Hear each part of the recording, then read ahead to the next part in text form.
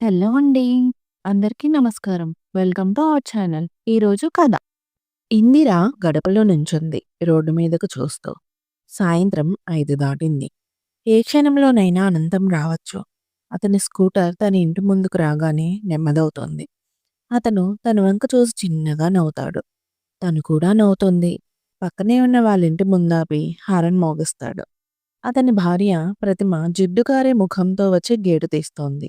ఎవరికోసమో ఎదురు చూస్తున్నట్లుంది అంది ప్రతిమ తనతో. అబ్బే, ఎవరికోసమో కాదు, ఏమీ తోచక తడబడుతూ జవాబిచ్చింది ఇందిర. చాలాసేపటి నుంచి అక్కడే నిల్చుంటే అలా అనుకున్నాను నవ్వుతూ అందామె అనేసి లోపలికి వెళ్ళిపోయింది.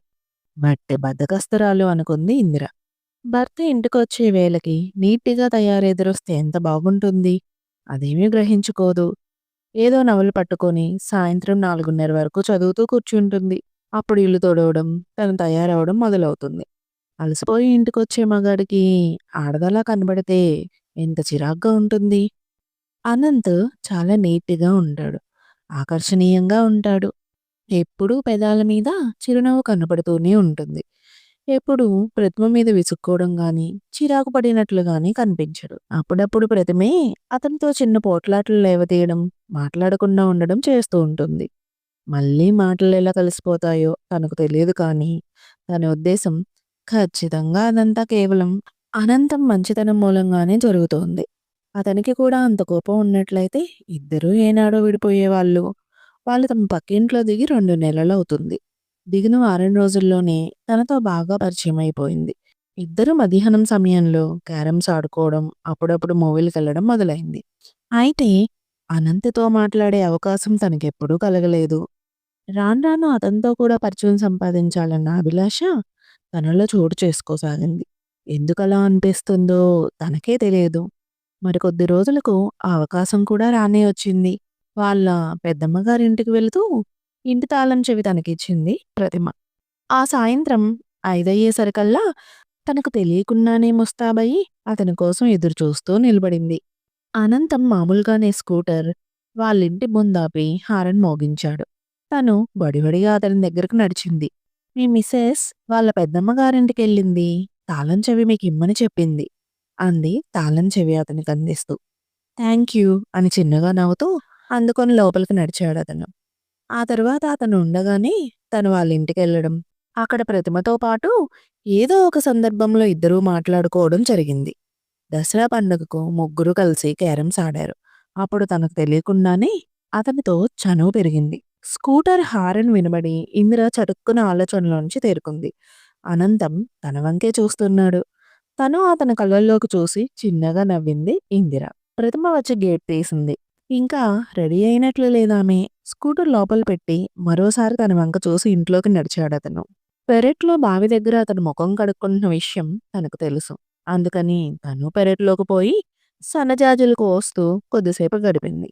అతను బావి దగ్గరకొచ్చి ముఖం కడుక్కొని తన వంక మరోసారి నవ్వుతూ చూసి వెళ్ళిపోయాడు. ఇందిర చాలాసేపు అక్కడే తచ్చట్లాడింది గాని అతను మళ్ళీ కనిపించలేదు. ప్రతిమే 1, 2 సార్లు బయటకొచ్చింది. ఆమె ముఖం వాడిపోయుంది. బహుశా ఇద్దరికూ ఏదో వాగ్వివాదం జరిగి ఉండవచ్చు. కాసేపటి తర్వాత ఇందిరా అంటూ పిలిచింది ప్రతిమ. పెరటి గోడ మీద నుంచి. పిలిచారా అడిగింది ఇందిర దగ్గరకు నడుస్తూ. అవును, అలా గుడికి వస్తారేమోనని అయిష్టంగానే బయలుదేరింది ఇందిర. ప్రతిరోజు ఆ సమయానికి అనంతం, ప్రతిమ ఇద్దరు షికారుకు పోతుండేవాళ్ళు. ఇద్దరూ మౌనంగా గుడివైపు నడవసాగారు.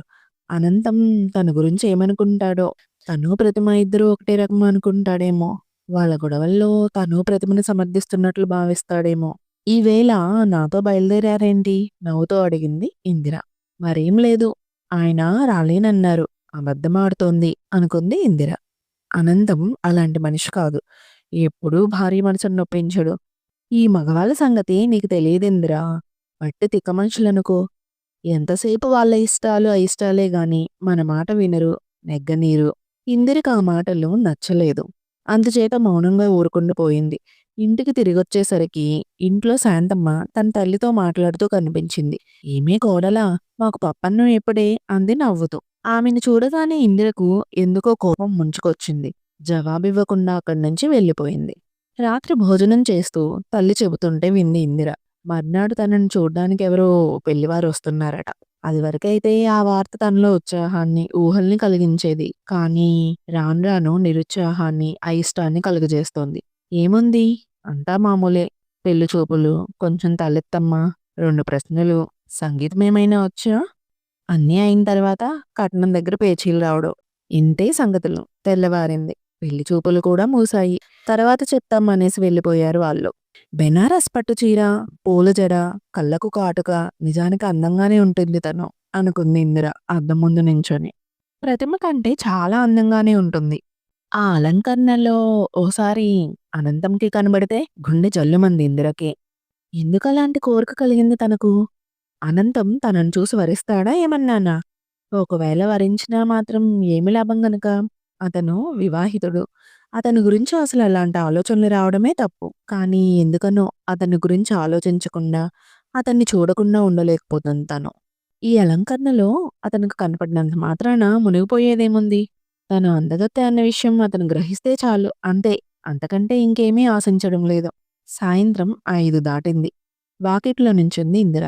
దారిన పోయే వాళ్ళంతా ఆమెను తినేసేలా చూస్తున్నట్లనిపించింది ఆమెకు. ఆ భావం ఆమెకు కించిత్ గర్వాన్ని కలగజేసింది. స్కూటర్ మలుపు తిరిగింది. అనంతం కళ్ళు తన కళ్ళవైపు తిరిగాయి. అతని కళ్ళల్లో మెరుపు. ఆశ్చర్యంతో అలాగే చూస్తుండిపోయాడు. ఇందిర సిగ్గుపడిపోయింది. హఠాత్తుగా స్కూటర్ ఇంజిన్ ఆగిపోయింది.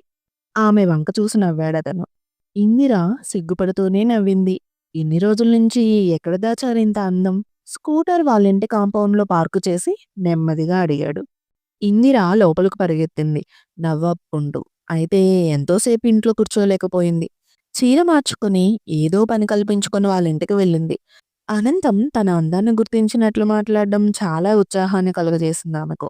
ప్రతిమ పెరట్లో ఉన్నట్లుంది. అనంతం హాల్‌లో కూర్చొని టీ తాగుతున్నాడు. కొత్తవాడిని చూసినట్లు అలా పారిపోయారేంటి? నవ్వుతూ అడిగాడతను.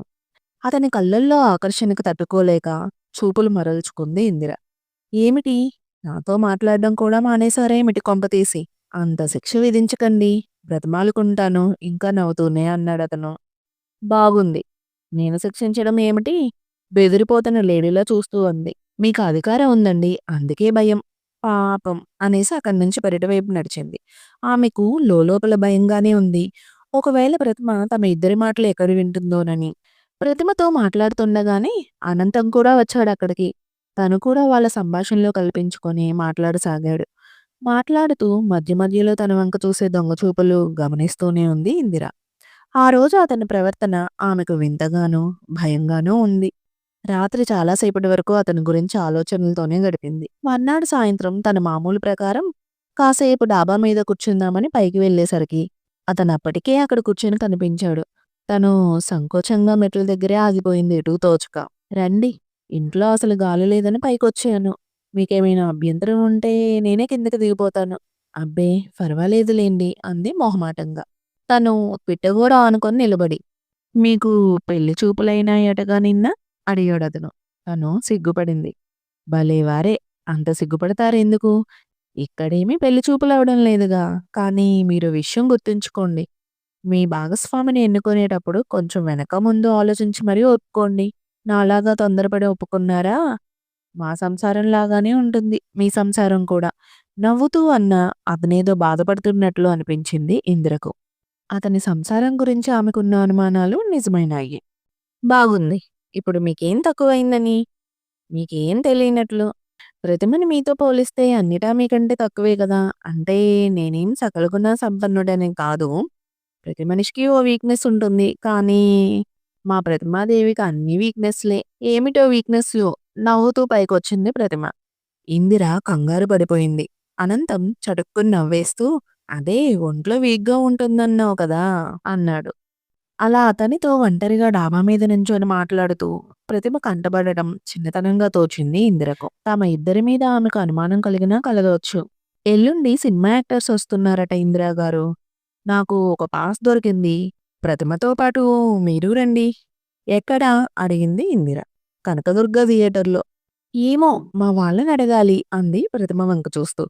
తను రావడానికి ప్రతిమ ఏమంత సుముఖంగా ఉన్నట్లు కనిపించడం లేదు. లేకపోతే ఆమె కూడా తనని రమ్మని బలవంతం చేసి ఉండేది. లోపల వెళ్ళాలనున్నా పైకేమీ మాట్లాడలేదు ఇందిర. ఆ మర్నాడు ప్రతిమ, అనంతం ఇంట్లో చిన్నగా ఘర్షణ పడడం వినిపించింది ఆమెకు. సాయంత్రం తనొక్కర్తి డాబా మీద చాలాసేపు కూర్చుంది ఇందిర.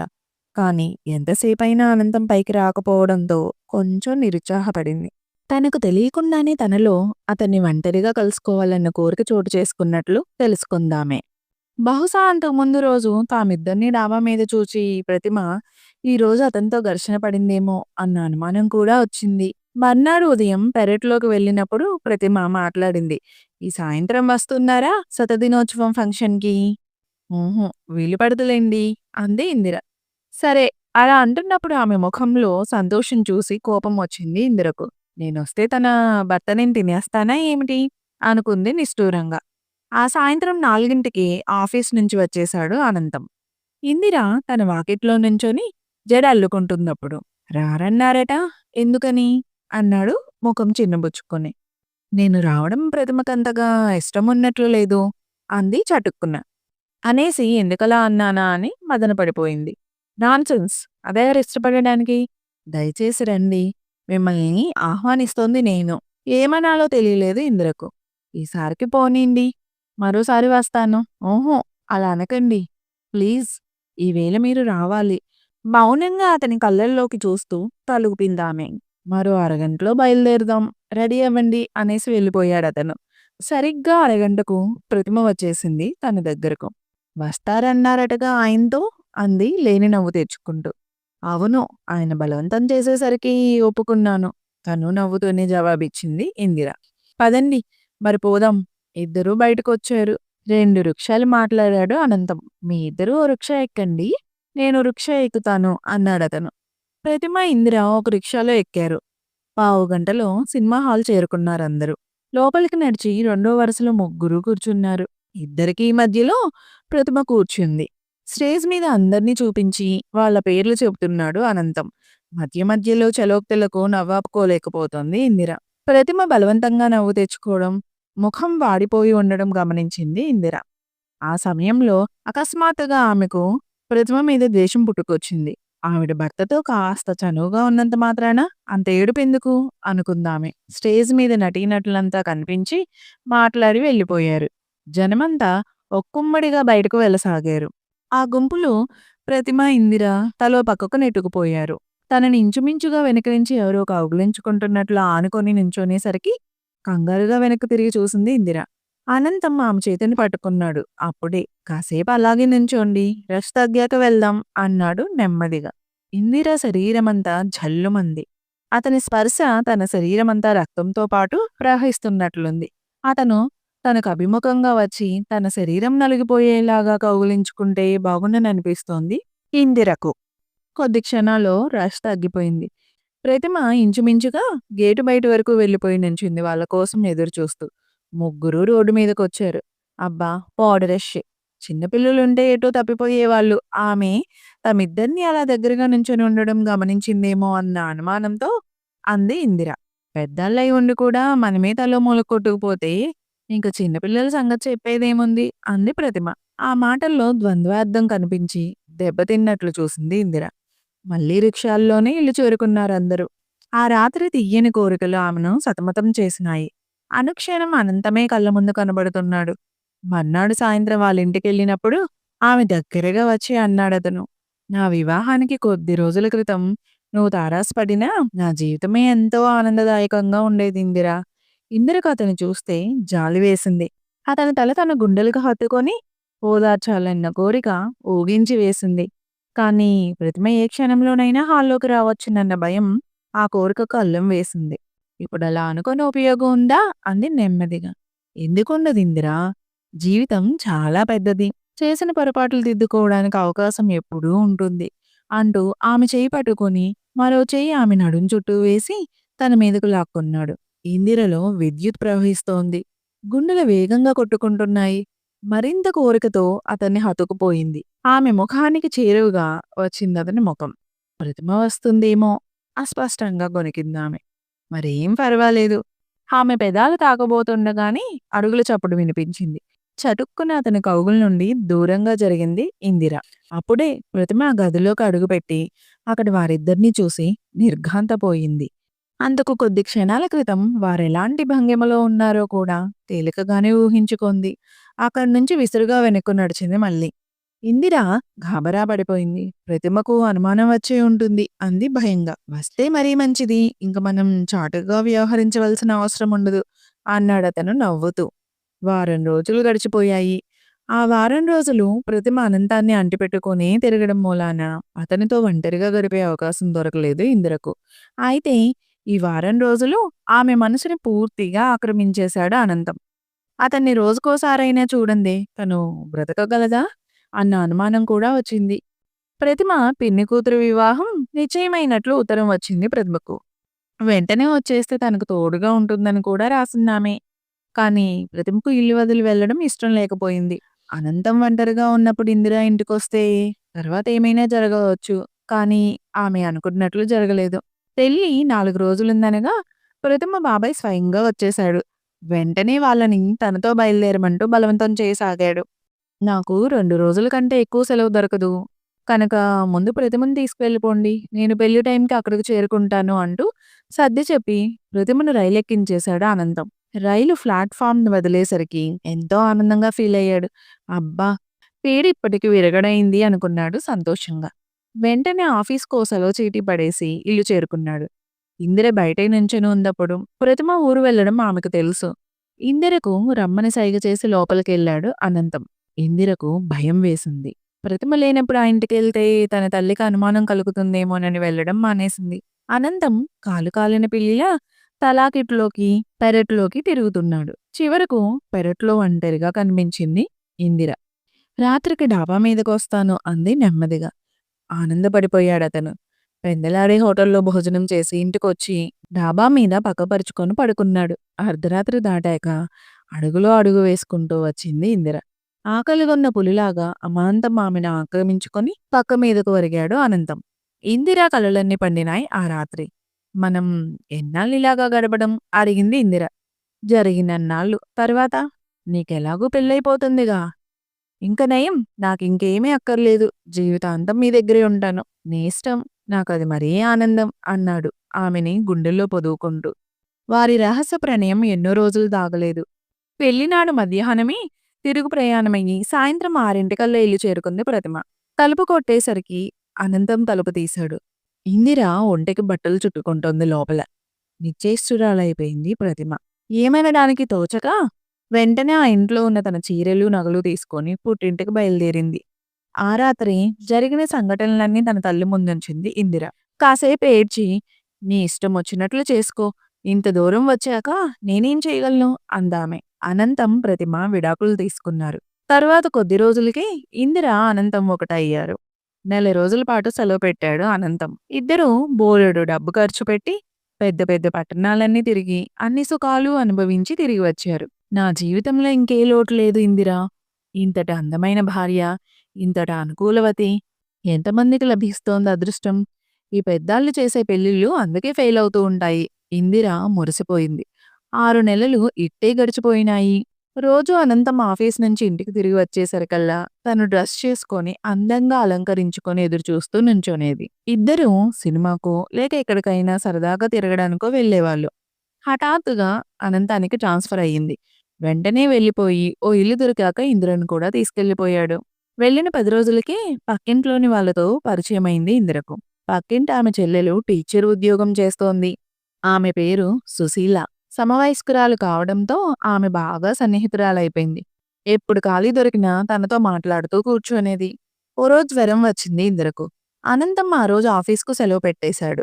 సాయంత్రానికి కొంచెం తగ్గుముఖం చూపించింది జ్వరం. అనంతం కాఫీ తయారు చేస్తున్నాడు వంటింట్లో. నెమ్మదిగా లేచి అతనికి సహాయం చేయడానికి వంటింటి వైపు నడిచింది ఇందిర. అక్కడి దృశ్యం చూసి నిర్ఘాంతపోయి గడపలోనే నిలబడిపోయిందామె. అనంతం కిటికీ బయట నుంచున్నాం సుశీల చేయి పట్టుకొని ముద్దు పెట్టుకుంటున్నాడు. సుశీల పరవశంతో చూస్తోందతని వంక. కళ్ళు తిరిగినట్లయింది ఇందిరకు.